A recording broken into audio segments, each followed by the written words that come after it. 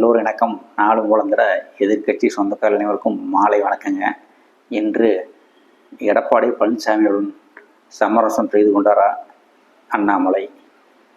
இபிஎஸ்டன் இணையும் அண்ணாமலை என்ற தலைப்பிலே ஒரு பதிவை பார்ப்போம். இணைந்திருப்போம் எதிர்கட்சியுடன்.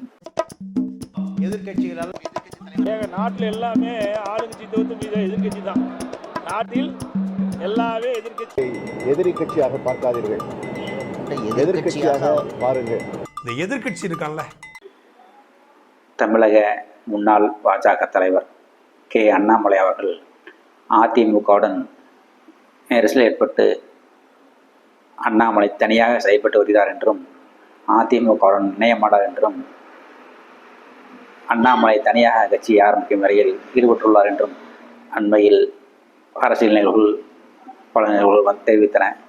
ஆனால் அதை பொய்யாக்கும் வகையிலே நேற்று என்னுடைய அண்ணன் எடப்பாடி பழனிசாமி அவர்களை அடுத்த வருடம் முதலமைச்சராக்க வேண்டும் என்று ஒரு சபதத்தை அண்ணாமலை நேற்று திடீரென்று ஒரு பேட்டியில் கூறும்போது அதிமுக பிஜேபி அனைவரும் மகிழ்ச்சியாக இருந்த காரணம் இபிஎஸ்க்கும் அண்ணாமலைக்கும் ஒத்து வராது என்றும் இரண்டு பேருமே பங்காளிகள், ஆகவே இரண்டு பேரும் சண்டை போட்டுக் கொண்டுதான் இருப்பார்கள் என்றும் இது 2026 தேர்தலிலே எதிரொலிக்கும் என்றும் மக்கள் பேசப்பட்டது.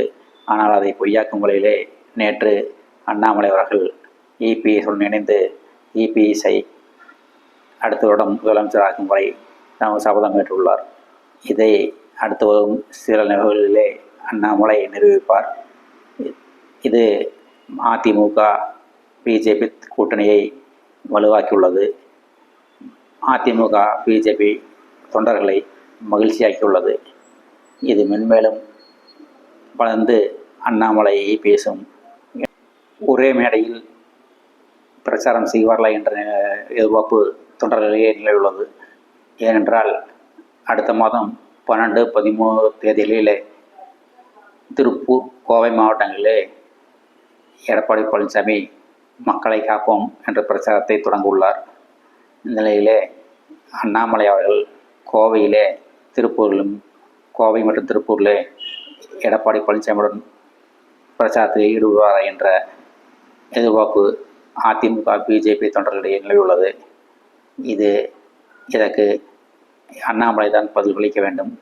அண்ணாமலை இந்த கூட்டத்தில் பங்கேற்பாரா மாட்டாரா என்பது கட்சி தலைமை முடிவு பண்ணி கோவை, திருப்பூரிலே பிரச்சாரம் செய்தால் கணிசமான அலை கூட்டணிக்கு பிஜேபி கூட்டணிக்கு ஏற்பட்டு கணிசமான ஓட்டுகளையும் வாங்குவதற்கு ஒரு வாய்ப்பாக இருக்கும். ஆகவே அண்ணாமலையும் எடப்பாடி பழனிசாமியும் ஒரே கூட்டத்தைச் சேர்ந்த காடை கூட்டத்துக்காரர் இரண்டு பேருமே பங்காளிய முறையாகிறது. எனவே இரண்டு பேருமே ஒன்றாக பிரச்சாரம் செய்து கூட்டணியை மிகப்பெரிய அளவில் பேசுபவர்களாக ஆக்க வேண்டும் என்று இந்த நேரத்தில் கூறிக்கொண்டு உங்கள் அனைவரையும் எங்கள் சேனல் பிடித்திருந்தால் எங்கள் சேனலுக்கு ஆதரவளித்து எதிர்கட்சி சேனலை சப்ஸ்கிரைப் செய்து ஆதரவு தாருங்கள் என்று கூறிக்கொண்டு அவ்வளவுதான் காட்ட முடியும், அதுக்கு மேல காட்ட முடியாது. மற்ற கம்பெனிகள் காட்டலாம், ஆனா எங்க கம்பெனி காட்ட. எதிர்கட்சிகளால் நாட்டில் எல்லாமே ஆளுங்கட்சி தோத்து எதிர்கட்சி தான். நாட்டில் எல்லாமே எதிரி கட்சியாக பார்க்காதீர்கள், எதிர்கட்சியாக பாருங்கள். இந்த எதிர்கட்சி இருக்கான்ல,